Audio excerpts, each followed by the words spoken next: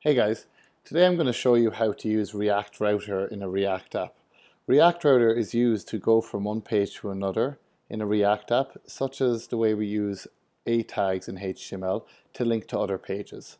So let's go ahead and dive into it. I've just set up a simple project here in React using the Create React App Generator. So the first thing we will do is install React Router by running npm install save React Router.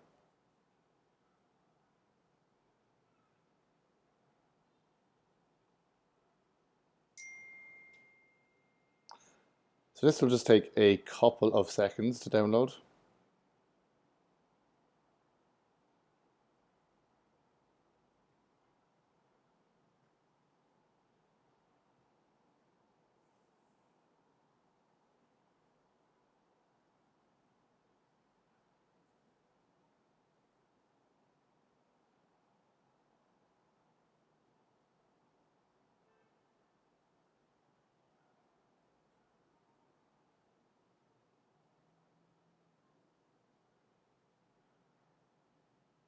Don't worry about those errors, that's just my computer because I updated Node the other day.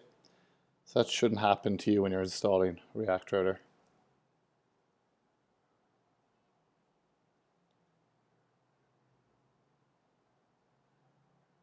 Okay, so now it's installed. Let's go ahead and open our project in Atom.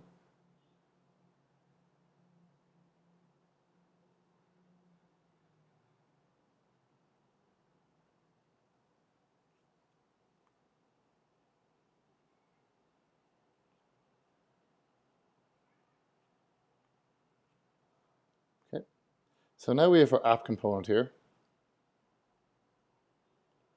What we will do is just create another component here, and we'll just call it our about page, so about.js.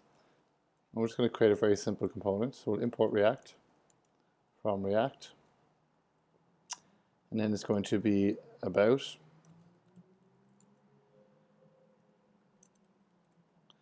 And it's just going to say about page here. And we'll go ahead and export that at the end. Okay, so now we'll go into our app.js, and let's go ahead and leave this as is now, but what we will do here is we'll just put in a button, and we'll say go to about page. So we need to set up React Router itself, so come to our index.js file. We need to import a few things, so we're going to import the router component, the route, and browser history from React Router.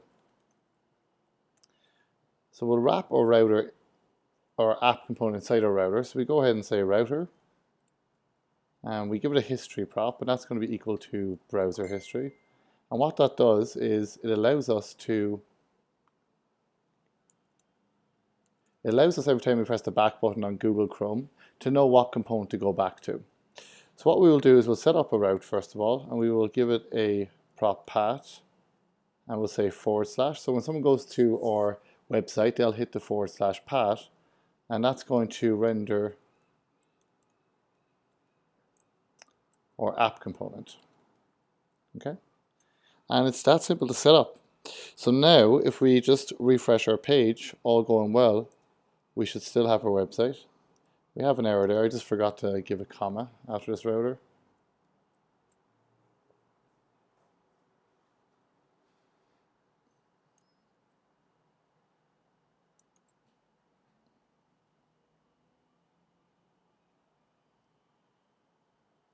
And it's running quite slow here.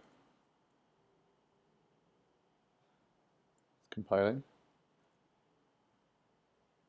So just to recap while that's loading, the router is what we wrap all our routes inside.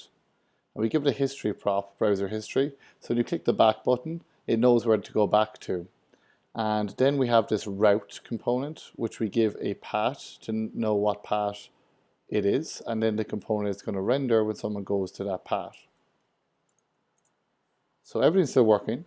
So what we want to do is when someone clicks on this about button, it's going to go ahead and go to the about page. So we'll come into our app component, and we're going to import this link from React Router, and link is basically like an href when we didn't use React. So what we can do is we can just wrap the link, and again it takes a path, and we're going to say go to /about, and we'll just put our button inside that. Now what we need to do is come back to our index.js, and we need to import our about component. So we'll import our about. That's just going to come from about. So now we can set up another route. So we can say the path is about. So when someone goes to about, we're going to render the about component. So let's go ahead and try this out. We click our about page. Let's refresh it. Maybe it's still compiling again. Okay.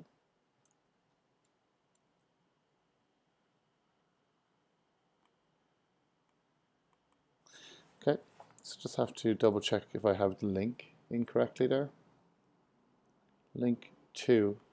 It's link to instead of path when you use the link.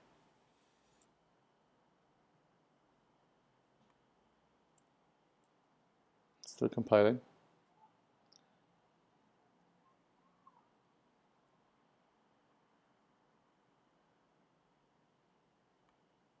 And you can see there that worked. Once we click the About Us button, it's going to hit the About path here. As you can see, that's the way we set it up. We say go to /about. So then our React Router is going to recognize that the path is about. That's going to render our About component.